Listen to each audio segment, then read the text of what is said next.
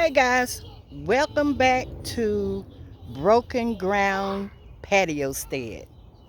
And since I'm not at home, I'm out here in Chattanooga, Tennessee, and I'm with my cousin Danielle and her sister Diamond, and they are planting.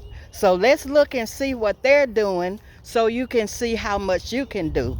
And I like the way Danielle's got it set up because she's uh, has all different types of containers to plant in, and if it will hold dirt, you can plant in it.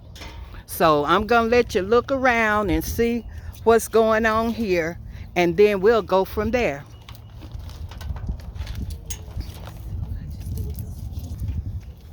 All righty. Danielle has all types of planting equipment. So what's this right here, Danielle? I'm gonna get you in a minute. The what you got it planted in? The grow bags. The grow These bags. are Okay. 150-gallon grow bags. Okay, 150-gallon grow bags, and look like she's got sweet onion, broccoli, and Brussels sprouts that she's got planted in there. And in this one, we got basil, tomato, and our bell peppers. This basket right here, we're gonna use that for the first time this year is composting, so to feed the whole bed. So when you get kitchen scraps, try not to put any citrus in there. Yeah. Or too many onions in there. Onion skins are okay, but try not to put too many onions in there. Okay. Fill it up with a little bit of dirt, throw your compost in there. If you have worms, throw you a couple worms in there, and just kind of fill it as you feel fit, and just kind of mix it up. And that's a good idea for composting, because it once you get it in there, it will continuously feed your plants. Yeah. And that's a way to fertilize. Yeah. Now the mix that we used the expanding cocoa core, used compost, Oh, used a okay. little bit of topsoil and worm castings when we mixed the dirt Okay, originally. I hadn't even used the cocoa core yet, but I've been seeing it. Well, I usually did peat, and the peat was, kind of drying it out a little bit. And a lot of people were saying not to use peat. They said cocoa core was better, so I changed it a little bit cheaper because you get a packed brick, and once you expand it, it expands to 2.25 cubic feet of dirt. So I got 2 of those and just kind of threw it in with all my bags of compost. My bags composted dirt. Okay, y'all, I did that backwards. Meet my little cousin Danielle. She's a grown cousin, but she's still my cousin. Yeah, she's still my little cousin. But she has been planting for how long, Danielle? About 7 years now. Okay. And she just keep growing. She's got some trees over on the other side of the yard. She's got peach trees over there. Uh-huh. Got some thyme that thyme actually moved from where I originally was to over here. So okay, where you planting now? We're gonna drop some purple beans. These are bush beans, and then we're gonna do some regular green beans. Okay. And all right, so we're sound gonna good. put those on this side, and then this side is gonna be all zucchini. Okay. Ooh, zucchini. I love me some zucchini. I ended up with a 5-pound zucchini one year. I think I sent I you a bet picture. you did. Yeah. It was literally like the size of my arm, so I was holding it like a little baby. And I stopped growing zucchini because it would get so big. I had 2 plants one year, and it blocked me from getting back to where I needed to get to. A lot of times I would just once the flowers start establishing, I would just kind of go through and pick some of the bigger leaves off the bottom and kind of make me a path. But usually I try to keep them on the outside, so that way if they they'll be on this side. I learned my lesson last time. I put them over there in between beans, and I was like this trying to Like, oh my goodness. yeah, Yeah. over here I couldn't even get in there. I so, run into the same thing when I yeah. plant stuff too close together, or it's just not enough room. Yeah. And Yeah, so so when you I have first, to. now the only thing about these, once you put them down Uh-huh. and fill them, they down. They down. Yeah. The only way you Yeah. gonna move them is if you take all the dirt back out, Yeah. unfortunately. So, Uh-huh. all right, we're gonna do probably about, since these are bush beans, we're gonna do about 3 to 4 in each little cell, just in case we're gonna. I See always what like comes to put up. an extra in just in case, because some of these, usually what you want to do if you have time, put your seeds in some water Overnight. or just stick them in the water. As soon as you drop them in the water, kind of stir them around, whatever settles, those are your good seeds. Anything that floats are your bad seeds. Okay, so that you just taught me something. I didn't know that. Yeah, so Okay. even if you don't have time, now yes, some of them it is best to soak them overnight, but if you don't really have the time to soak them overnight, but you just need to see if they're viable, this is good for, especially if you got old seeds you don't know. Yeah. Somebody gave you some seeds you don't know. Drop them in a cup of water, stir them around, let them settle. Anything that floats, just take your spoon, throw them to the side. Okay. All right. So since we didn't do that, we just gonna put at least 3 to 4 and kind of space them around here, so that way we know at least 2 or 3 should come in. We just gonna one extra for good luck. And then you take the strongest and you thin them. Well, now what I usually do, instead of trying to thin them, cause I always be scared I'm gonna break them. Usually what I do is just plant them as far as they supposed to be. Especially with bigger seeds, it's a lot easier to put them exactly how far apart they supposed to be, so that way you don't have to go back and thin them. With smaller seeds, sometimes what I do, especially like with lettuce, I'll just make like a trench. Yeah. Put the dirt on each side and just kind of lightly sprinkle. That's the way I do cover mine. them, because with lettuce, they like being next to each other. Yeah. So they don't necessarily, they tell you to space them, but I've noticed the closer they are, they do better. Yeah. Now that's the way I do my lettuce, like that. Make a trench and sprinkle them in. And then just take the dirt and cover them back up. And just kind of and it's not a problem with them, because they do grow together. Yeah. So okay. Now to finish remembering where I was supposed to put some other stuff on this side, 'cause I'm like, wait a minute, because I gotta remember my squash and zucchinis cannot be in the same area. So is it a reason why? Yes, they have the same type of pests and diseases, and so so if one gets sick, the other one is automatically gonna get sick. So it's best to keep them on opposite sides. So since I'm doing my zucchini on this side, it'll be safe enough for me to do them all the way over there on that back one. So, yeah, because those squash bugs are mean. Yeah, and then even with right through here, if I was to put them over there, because they do get big, they could still be too close. Okay. So, and then too, another thing is when you start planting stuff, be sure to look up what is a good companion and what is not, because some people don't know what you can put, and they just excited about putting seeds in the ground, and you don't know. So always look up what is the best companion to plant next to them. Some people do flowers, some people do herbs. I didn't want to do flowers since I got 2 flower beds. So what I did was I was gonna do mix in with herbs. So like with over there, the onions are actually beneficial with the broccoli and the Brussels sprout, because they'll help, that center help keep some of the bugs off of them. Same with the basil for the tomatoes and the bell peppers.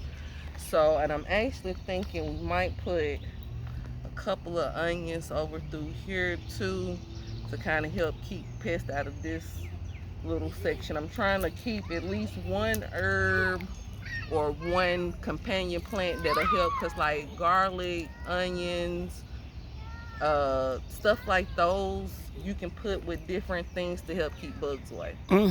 So like in the pumpkin patch over there, we did lavender in between the pumpkins. Okay, so that's what you use for pests.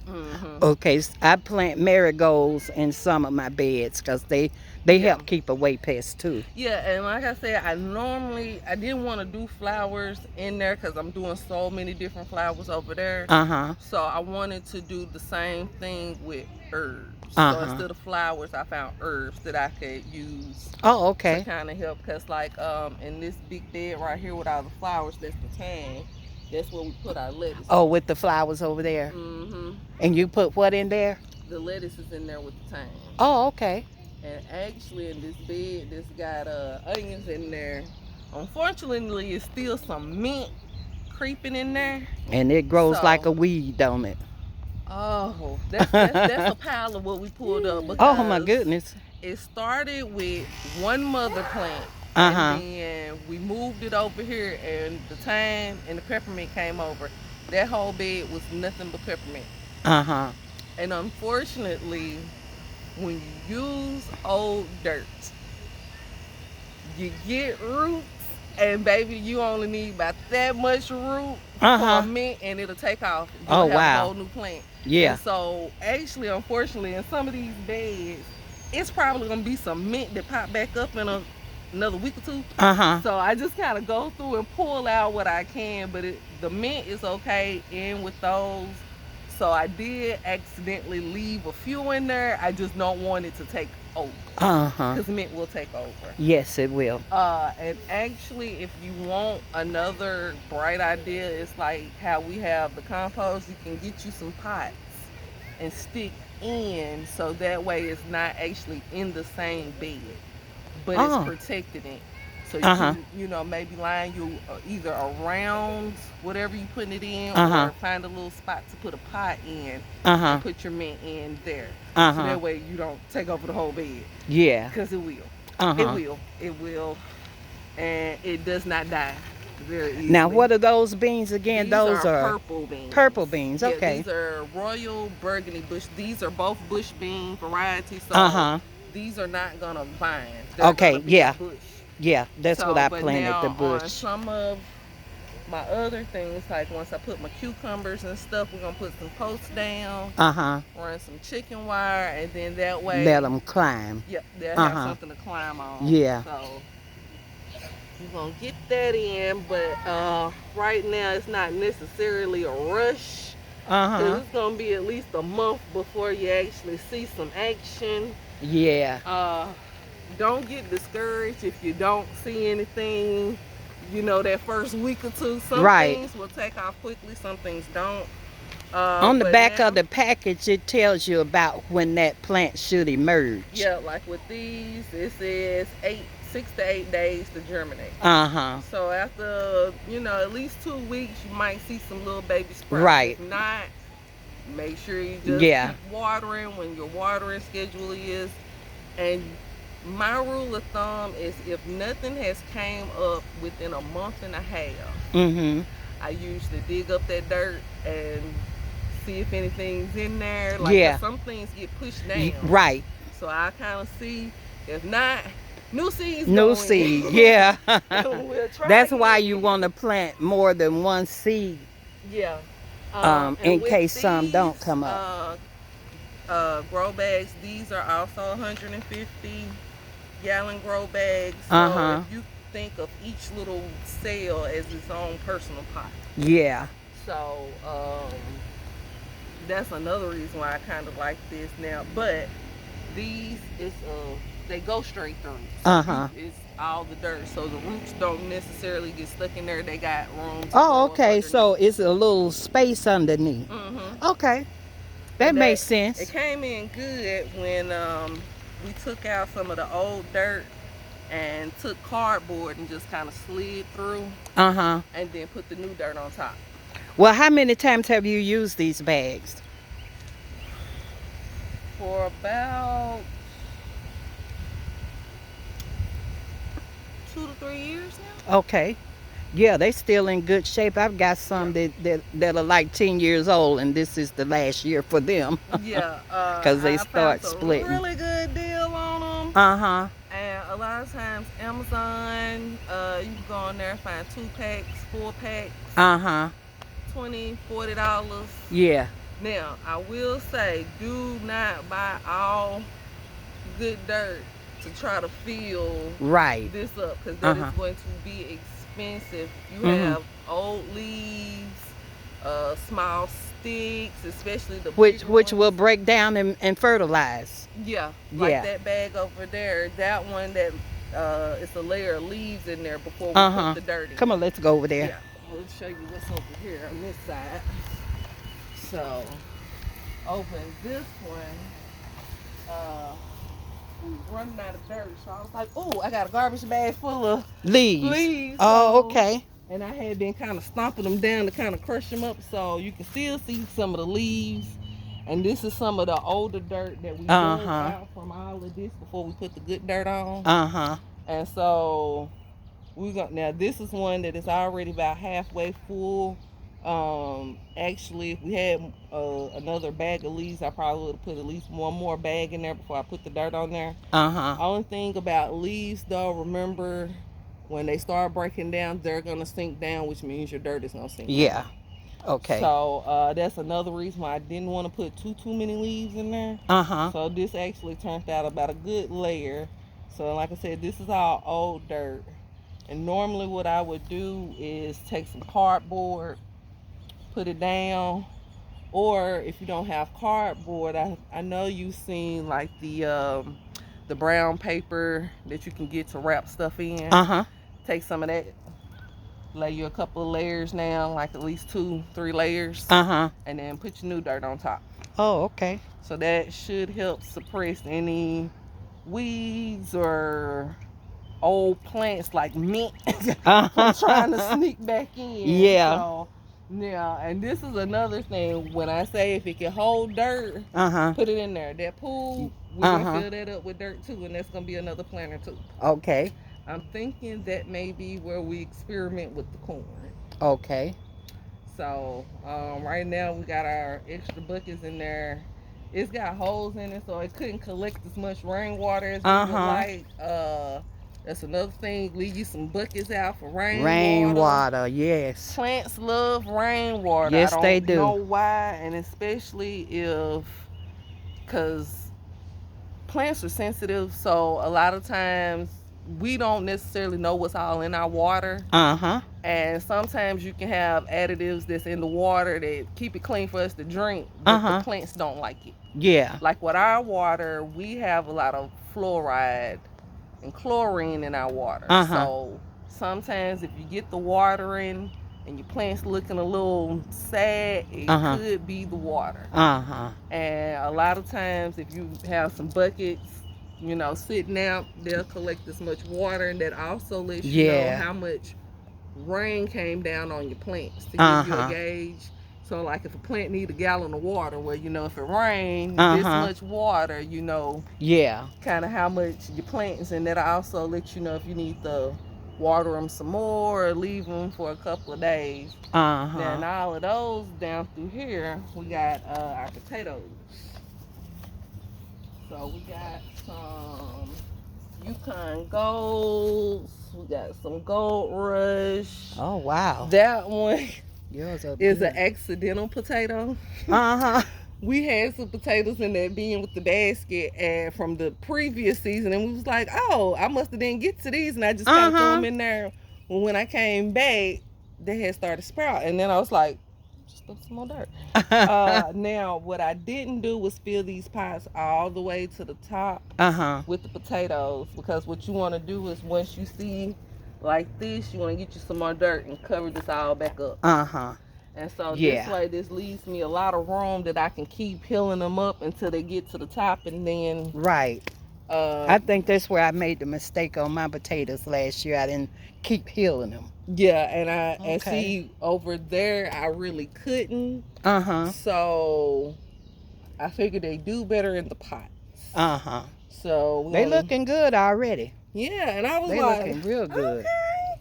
Yeah, we had used seed potatoes this time. Usually what I do is old potatoes, when they start getting the eyes on Right. them. You can either throw the whole potato in, eyes up, or if you want to get more for your bang, every eye on the potato is a potential plant. Yeah. You can cut it right, a little further out than the eye. Don't cut the eye off. And let it dry out for a day or two. Yeah, and then let it ash over. Yep. So, cool. And then we got strawberries and this one. And then these two little sticks right over through here are my blackberry bushes. Oh, okay. And then that's my little grapevine. Okay. So I gotta look outside and see if it's in at my mom's house. See. Yeah. Oh, I hate this when you said that they dug them up. I said, no! Yeah, they got them all off that fence. I was okay, this is your